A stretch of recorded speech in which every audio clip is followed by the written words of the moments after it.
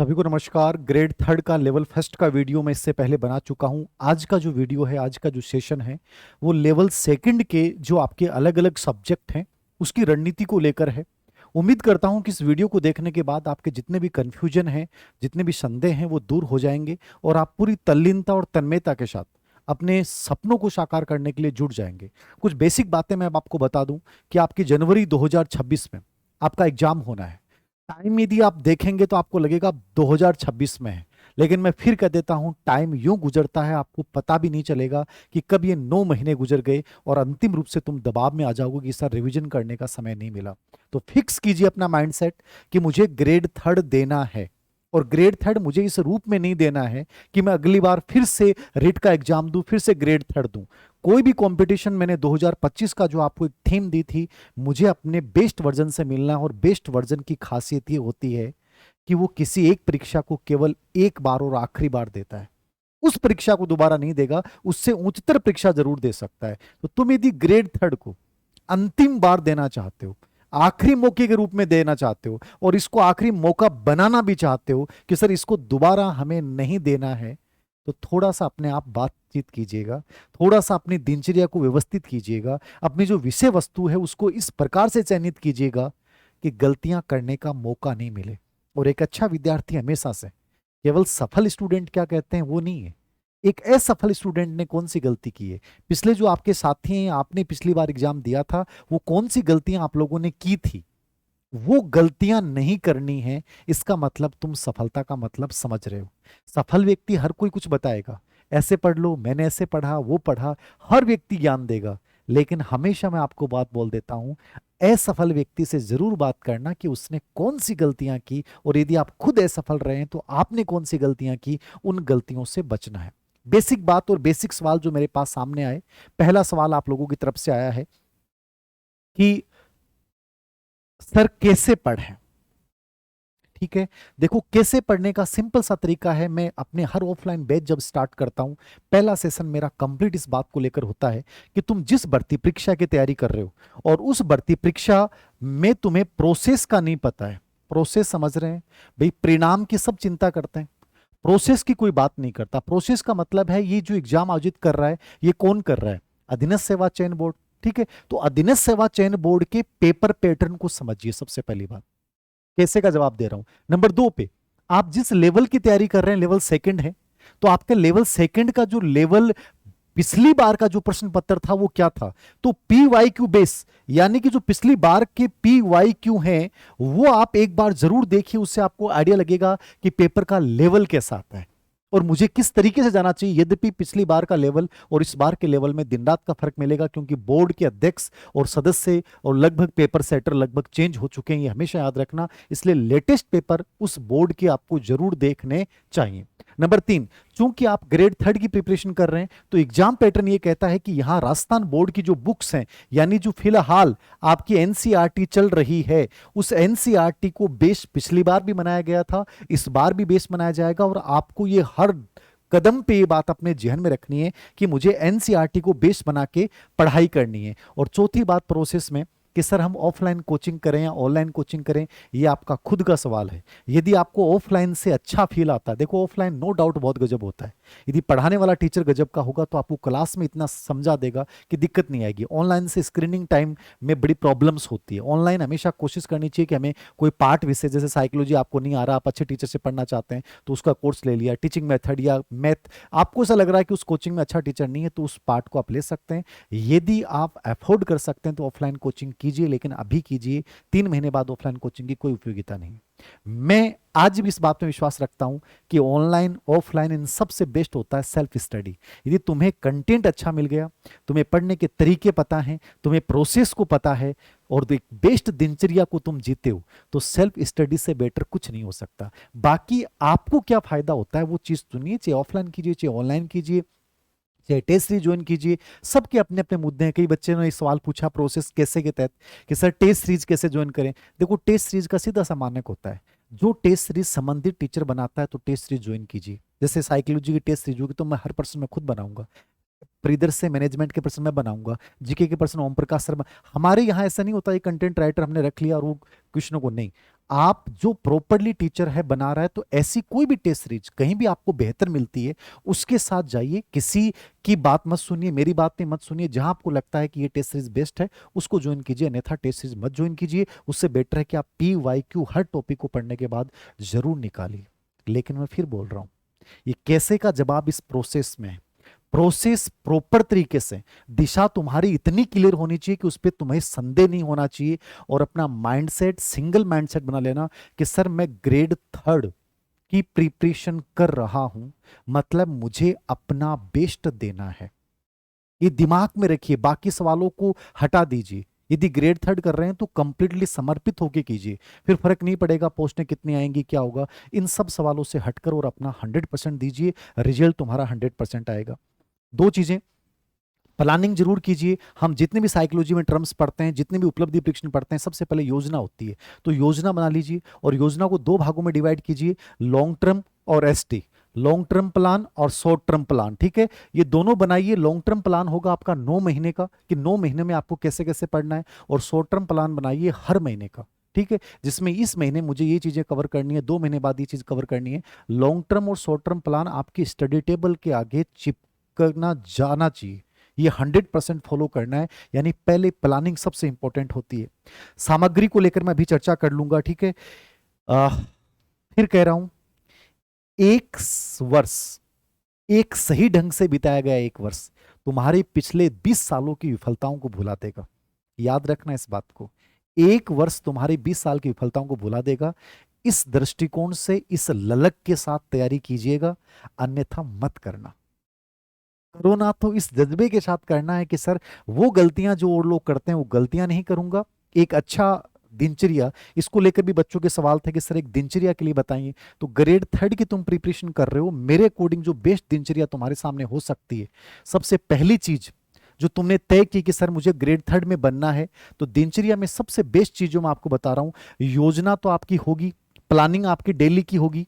सुबह उठते ही प्लानिंग करोगे कि आज मुझे ये चीजें कवर कवर करनी है। नंबर 2, दिनचर्या में निरंतरता, कंसिस्टेंसी को हमेशा बरकरार रखना, चाहे कितना भी इंपॉर्टेंट डे क्यों नहीं हो। 3 से 4 5 घंटे आप जरूर निकालना, चाहे 12 घंटे मत पढ़ना, 4 घंटे पढ़ना, बट एकाग्रता और रस के साथ पढ़ना कि मुझे ये नौकरी बहुत पसंद है, और अपने आप को उस रूप में देखना शुरू कर दो। आप लाइफ में वही बन जाते हो जो पूरे दिन जिसके बारे में सोचते हो। तो अब यदि ग्रेड थर्ड टीचर बनना तो उसके बारे में सोचना शुरू कर दीजिए। निरंतरता को अपनी दिनचर्या का हिस्सा बनाइए, योजना प्रतिदिन की आपकी बनेगी। ठीक है, तीसरा, शांत रहना कभी भी। ये मेरे लक्षण बता रहा हूं जो मैंने इसको फॉलो किया हमेशा से। कोई कुछ भी बोले, अलग अलग बातें आएंगी, अलग अलग वीडियो आएंगे, घर वाले भी कई बार आपको क्रोधित करने की कोशिश करेंगे, शांत रहें जब तक अपने सपनों को पूरा प्राप्त नहीं कर लेते हैं।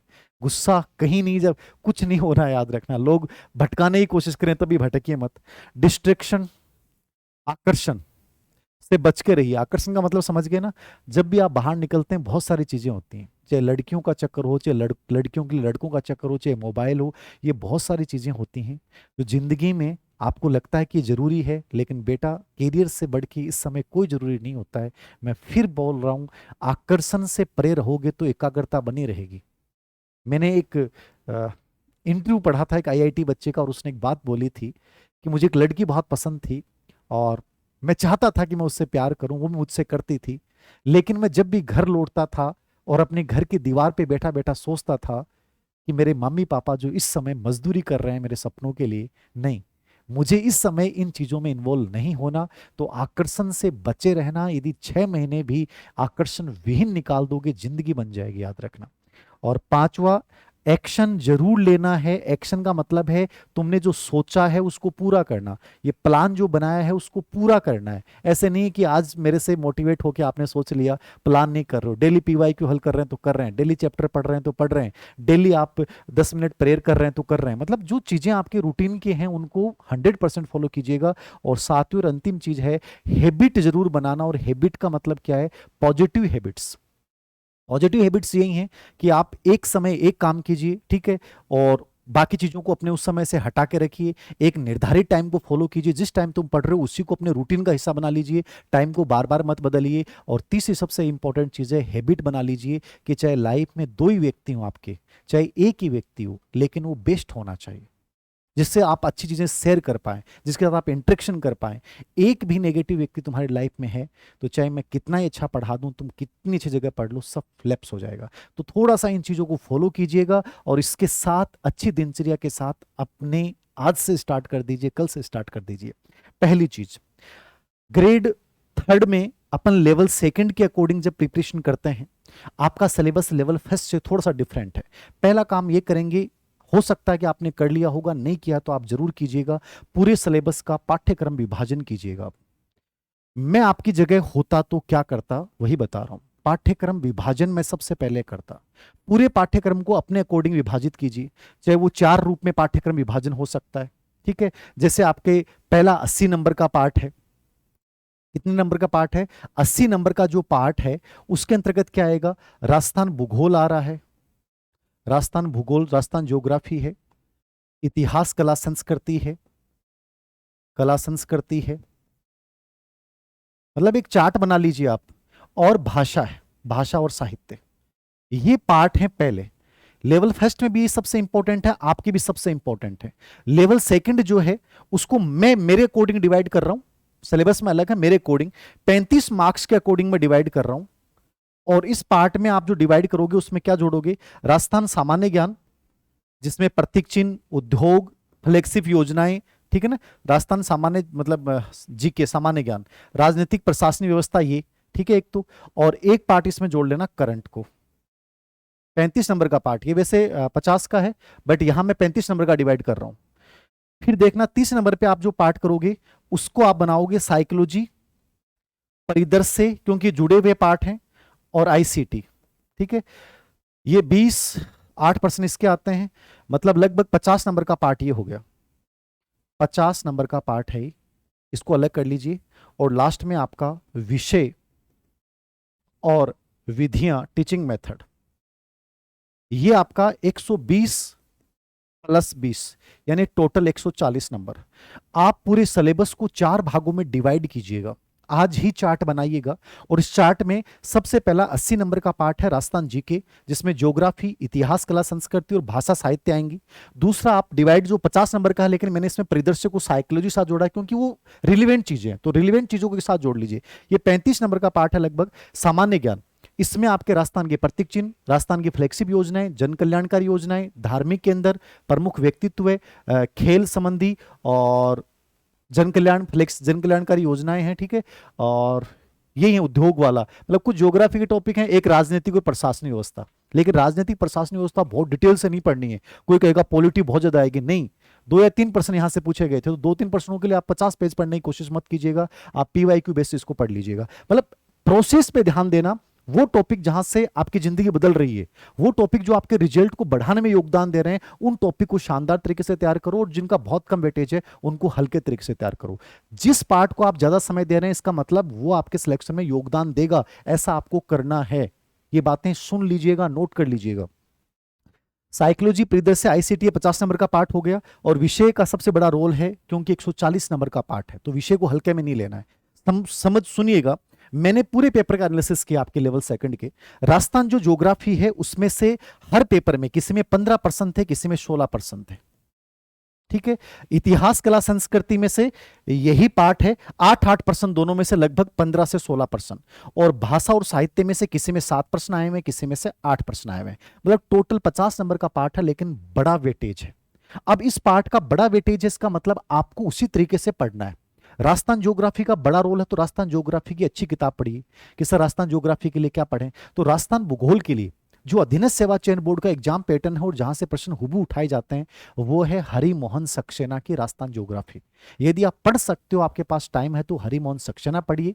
यदि आपको कोई गाइड अच्छी लगती है, क्योंकि अभी मार्केट में गाइडेंस सब फेल हो गई थी, RS परी में जो ज्योग्राफी आई है, तो अभी मैं आपको कोई गाइड इसके लिए सजेस्ट प्रॉपरली नहीं करूंगा।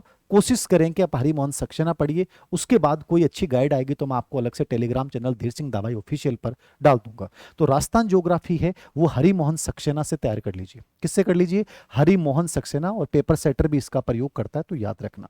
इतिहास कला संस्कृति अच्छा पार्ट है, पढ़ सकते हैं तो हुकुमचंद जैन की हिंदी ग्रंथ अकादमी किताब पढ़ सकते हैं, आरपी व्यास की राजस्थान इतिहास कला संस्कृति पढ़ सकते हैं, डिटेल में पढ़ना है। और वरना कोई गाइड लेके आ जाइए, चाहे वो पप्पू सिंह प्रजापत की हो, ठीक है, पवन भंवरिया की हो, या कोई और आपको अच्छी लगती है। धरोहर पब्लिकेशन की अच्छी एक किताब आई है इतिहास कला संस्कृति पे, ठीक है, तो आप देख लीजिए, आपको जो बेटर लगता है आप गाइड को खुद चूज कीजिएगा। गाइडों में लगभग मैटर एक जैसा होता है, कॉपी पेस्ट होता है गाइडों में। बेटर है कि अच्छी किताब पढ़ सकें, वरना नोट्स बना लीजिए, आपने पहले जहां पढ़ा है वहां से पढ़ लीजिएगा। लेकिन कोशिश कीजिएगा कि राजस्थान ज्योग्राफी पढ़ी तो उसके पीवाईक्यू निकालिए, जैसे हमारी एक ऑब्जेक्टिव किताब आई थी, ऐसे हमने इतिहास के ऊपर एक ऑब्जेक्टिव किताब निकाली है पतली सी, जो लेटेस्ट पेपर है दिनस सेवा चयन बोर्ड के, तो उनको अच्छे से निकालिए, ठीक है। ऐसे ही भाषा और साहित्य का अपना रोल है, तो भाषा साहित्य पे कला संस्कृति और भाषा साहित्य की ओम प्रकाश चौधरी सर जो आरएस है उनकी किताब आती है पतली सी, आप देख सकते हैं, तो आपको देखनी चाहिए। अन्यथा भाषा साहित्य के ऊपर आप आरएस के लिए पेनोरमा ने भी एक बहुत अच्छी किताब निकाली थी, वो भी बढ़िया किताब है, क्योंकि इसमें डीपली प्रश्न आते हैं। इस पार्ट को आपको सबसे ज्यादा टाइम देना चाहिए, क्योंकि आपने इसको पढ़ा नहीं है, तो शुरुआत भी इसी से कीजिए, क्योंकि इससे 7 से 8 प्रश्न आते हैं और ये सिलेक्शन में बड़ा रोल अदा करते हैं। तो ये एक मैटर, आप इसका 50-80 नंबर का पार्ट है, इसको सबसे पहले बढ़िया तरीके से तैयार कर लो। ये हो गया, पहला पार्ट बता दिया मैंने। राजस्थान ज्योग्राफी हरिमोहन सक्सेना, इतिहास कला संस्कृति के लिए कोई गाइड ले सकते हैं या हुकुमचंद जैन वाली किताब ले सकते हैं समझ बनाने के लिए, ठीक है। और भाषा साहित्य कला संस्कृति के लिए आप ओम प्रकाश चौधरी सर वाली किताब ले सकते हैं। तो ये आप देख लीजिए, या इससे भी बेटर कोई किताब आपको मिलती है तो आप वो फॉलो कीजिए। ये किताब तो वो है जो मैंने देखी है, जो मेरी नज़र में है, हो सकता है मेरी नज़र में कोई ऐसी किताब हो जो इससे भी बेस्ट हो, तो आप अपने अकॉर्डिंग आपको खुद को समझ बन जाएगी कि ये किताब बहुत बढ़िया है, इसको मुझे फॉलो करना चाहिए। बस पीवाईक्यू जरूर निकालना, वो कोई भी निकालो, चाहे अवनी की पीवाईक्यू ले लो, इतिहास कला संस्कृति के किसी और की ले लो, जो आपको बेटर लगती है वो लीजिए। 35 मार्क्स का जो राजस्थान सामान्य ज्ञान है, सबसे इजी पार्ट है, इसमें बहुत ज्यादा टॉपिक नहीं है, अनावश्यक मोटी गाइड मत पढ़ना। इसमें प्रतीक चिन्ह मुश्किल से 1.5 पेज का मैटर है। फ्लेक्सिब योजनाएं, जन कल्याणकारी योजनाएं, करंट को ढंग से पढ़ लिया तो ये अपने आप ऑटोमेटिकली तैयार हो गया। और ये पार्ट सबसे अच्छे से सुजस से तैयार करना है, या कोई योजनाओं की अच्छी किताब है उससे तैयार करना। औद्योगिक के अंदर आपकी ज्योग्राफी के साथ ही हो गया, धार्मिक के अंदर आपका कला संस्कृति के साथ तैयार हो गया, ठीक है। खेल पर्सन व्यक्तित्व वाला भी आपका करंट के साथ तैयार हो जाएगा, क्योंकि करंट से रिलेवेंट है। राजनीतिक और प्रशासनिक व्यवस्था पे 2 से 3 प्रश्न आए, लेकिन उसके लिए बहुत डिटेल्ड मैटर मत पढ़ना। आप चाहो तो आपके पास जो पहले से कंटेंट है वो पढ़ सकते हैं, वरना कोई अपडेट इसकी अच्छी कोई किताब आएगी तो मैं सजेस्ट कर दूंगा। अभी जो मार्केट में आई वो कंप्लीट अपडेट नहीं है, क्योंकि फ्लेक्सिब योजनाएं, जन कल्याणकारी योजनाएं ये बाद की आएंगी। अभी आप इसकी कोई किताब खरीदते हैं तो कोई सार नहीं है, क्योंकि खेल, व्यक्तित्व, उद्योग, ये जो पूरा पार्ट है वो करंट से रिलेवेंट होके आएगा। तो इसकी अभी मत खरीदना, आपके पास जो कंटेंट है मैन वो पढ़ते रहें, इसके बाद को आप इसमें तैयार कर लीजिए। कोई अच्छी अपडेट 2-3 महीने बाद जो किताब कोई अच्छी आएगी उसको आप लीजिएगा, क्योंकि ये चेंज होगा। करंट है, करंट को आप हल्का हल्का क्रोनोलॉजी से स्टार्ट कर दीजिए। करंट का स्वरूप पूरा बदल रहा है, करंट के प्रश्न बहुत जोरदार तरीके से आ रहे हैं। कोई भी करंट पढ़ रहे हो उसकी पूरी डिटेल्ड आपके पास होनी चाहिए। पुरस्कार पढ़ रहे हो, पुरस्कार का पूरा ब्यौरा होना चाहिए। योजना पढ़ रहे हो, योजना का पूरा ब्यौरा होना चाहिए। और स्पेशली स्पोर्ट्स के प्रश्न बहुत अच्छे लेवल के आ रहे हैं, अदर एक्टिविटीज पे, तो थोड़ा सा इसको उसके बदलते हुए स्वरूप से तैयार कीजिएगा। मंथली मैगजीन जरूर पढ़िए, ताकि कॉन्फिडेंस बना रहे कि मैं करंट पढ़ रहा हूँ। और लास्ट में फिर कोई भी मूमल का वार्षिकांक या कोई भी गाइड आती है उसको देख लीजिएगा। ये ठीक है, ये इस पार्ट के लिए हो गया। ये दोनों पार्ट बाद में पढ़ने वाले हैं, इसकी अभी कोई किताब मत खरीदना, इनको साथ साथ कोई करंट से पढ़ लो अभी, वैसे गाइड मत खरीदना। फिर तीसरा पार्ट है साइकोलॉजी, शैक्षिक परिदृश्य और आईसीटी। साइकोलॉजी में अवनी की किताब लेटेस्ट कल से मार्केट में उपलब्ध हो जाएगी, चाहे तो आप वो ले सकते हो, बदलते हुए पैटर्न के अकॉर्डिंग निकाली है। और उसमें मैंने अधीनस्थ सेवा चयन बोर्ड के लास्ट में प्रश्न डाले हैं, क्योंकि अधीनस्थ सेवा चयन बोर्ड का एग्जाम दे रहे हो तो आपको पता चलना चाहिए अधीनस्थ सेवा चयन बोर्ड के पेपर कैसे आते हैं। तो अधीनस्थ सेवा चयन बोर्ड के प्रश्न और कुछ कंटेंट उससे हटाया भी गया है, तो आप अवनी वाली ले सकते हैं। आपको लगता है कि अवनी की किताब से बढ़िया कोई किताब है तो आप वो ले सकते हैं, आपका खुद का निर्णय होना चाहिए। ये नहीं कि धीर सिंह दवाई सर करेंगे मेरी ले लो, नहीं, मेरी वाली से भी कोई बढ़िया लगती है तो वो पढ़िए। बस ये तय है कि प्रश्न बाहर नहीं आता है अपनी से, अपनी किताब का रिजल्ट सबसे बेस्ट रहता है, लेकिन फिर भी आपका मन मांगे वो किताब चुनना, मेरी वजह से उस किताब को मत लेना आप, ठीक है। परिदृश्य का इंपॉर्टेंट रोल है, क्योंकि 8% इसमें से आते हैं। साइकोलॉजी 20 नंबर का हो गया। परिदृश्य, परिदृश्य अपडेट एडिशन इंतजार कीजिए। अभी मार्केट में मैं 3-4 एडिशन लेके आया था कि देखने के लिए कौन सी बुक अच्छी है, लेकिन सब में पुरानी चीजें डाल रखी थी, इसलिए मैं कोई किताब सजेस्ट नहीं करूंगा। यदि आपको कोई लगता है अच्छी किताब आई है तो देख लीजिएगा। परिदृश्य को हम भी यानी मैं भी तैयार कर रहा हूं, लेकिन उसमें टाइम लगेगा 8 से 10 दिन और, क्योंकि कंप्लीटली नवाचार, कंप्लीटली योजनाएं, इन सबको नया रूप दे रहे हैं, प्लस आरटी 2009 को थोड़ा सा डिटेल्ड बना रहे हैं, क्योंकि इसका बड़ा रोल है। तो अवनी वाली जो आएगी वो 10 दिन बाद में आएगी, उससे बड़ी यदि कोई किताब पहले आपको आ जाती है और उसके बाद भी आती है तो आप देख लीजिएगा। नवाचार के 8 प्रश्न आएंगे, तो अभी इंतजार कीजिए, मार्केट में कोई अभी किताब अच्छी नहीं है, अपडेट आएगी। आईसीटी पिछली बार 9th और 10th की किताबों से पूछा गया था, प्रैक्टिकल पूछा गया था। आपको कंप्यूटर समझ में आता है तो बढ़िया बात है, खुद पढ़ लीजिए, वरना कोई पर्टिकुलर छोटा मोटा कोर्स ले लो, ठीक है।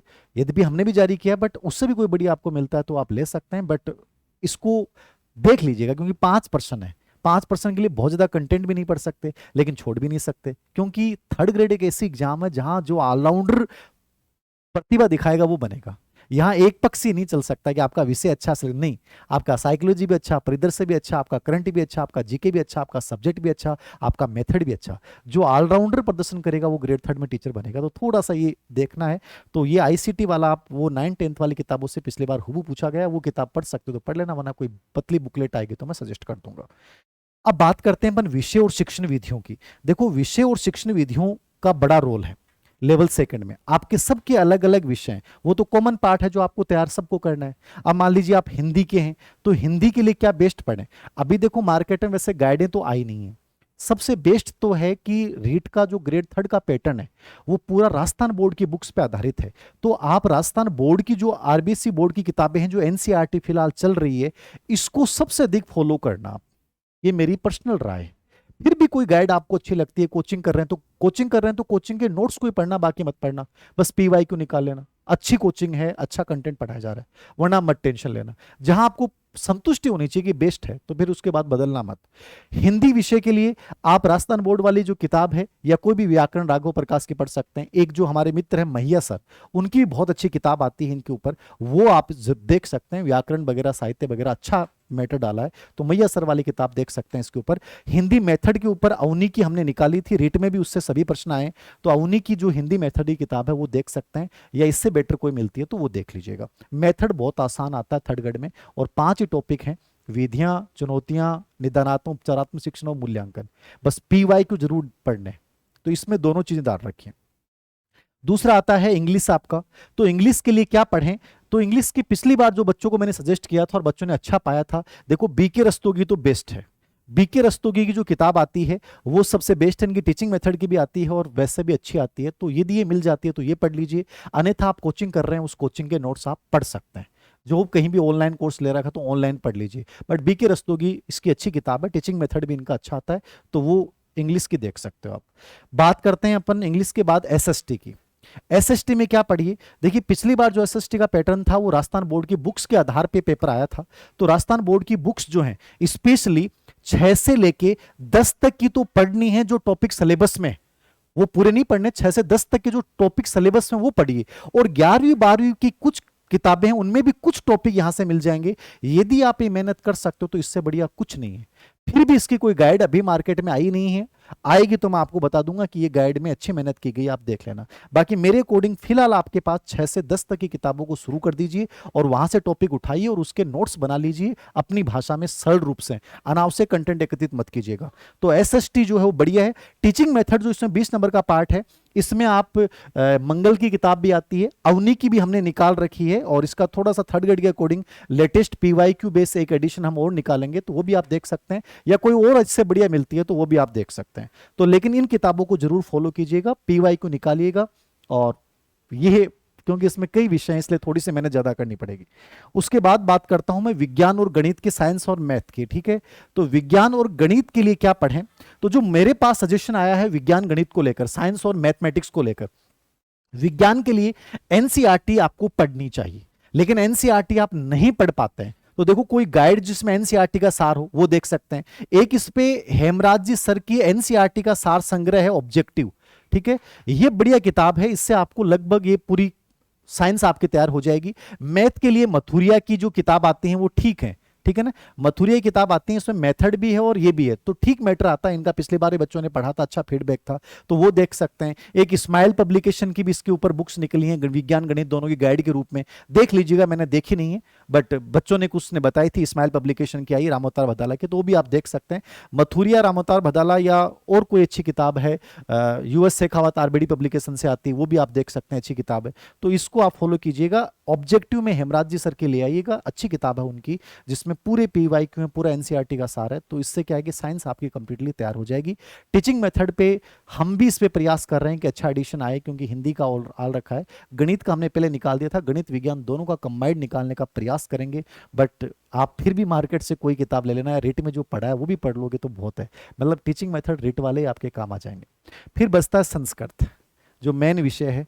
संस्कृत के अंतर्गत भाई मुझे ज़्यादा नॉलेज नहीं है, लेकिन जो पिछली बार बच्चे सिलेक्ट हुए उनसे मैंने चर्चा की।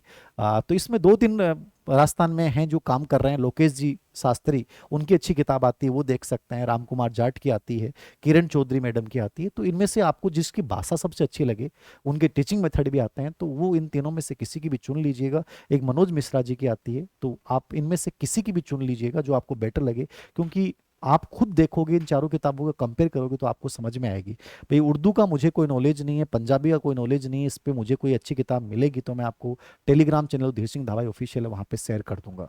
तो ये आपके सब्जेक्ट के अकॉर्डिंग रणनीति है। टीचिंग मेथड बहुत मुश्किल नहीं है, आसान है, बस पीवाईक्यू भी देख लोगे तो हो जाएगा।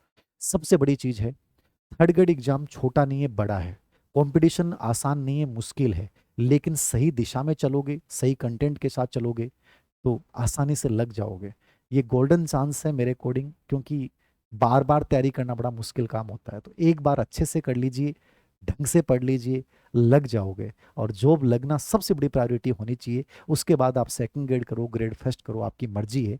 तो मेरे अकॉर्डिंग ये मेरे कुछ सुझाव हैं, इनको आप फॉलो करते हैं तो निश्चित रूप से अपन आने वाले वर्ष 2026 में पेन के साथ मिलेंगे। आप कितने बच्चों को पेन लेना है ये आप जानते हैं। वास्तव में तुमने यदि पक्का इरादा कर लिया है तो तुम 100% पहुंच जाओगे, अन्यथा तो वही बातें हैं, हम फिर रिट की तरह कि सर ये हो गया वो हो गया। तो ये शिकायतें आपको करनी है या आपको इस वक्त को और अपने भविष्य को बदलना है, ये तुम्हें तय करना है। तो आप सभी को शुभकामनाएं ग्रेड थर्ड के लिए। और कोई अच्छा कंटेंट आएगा तो मैं सजेस्ट कर दूँ। Thank you very much.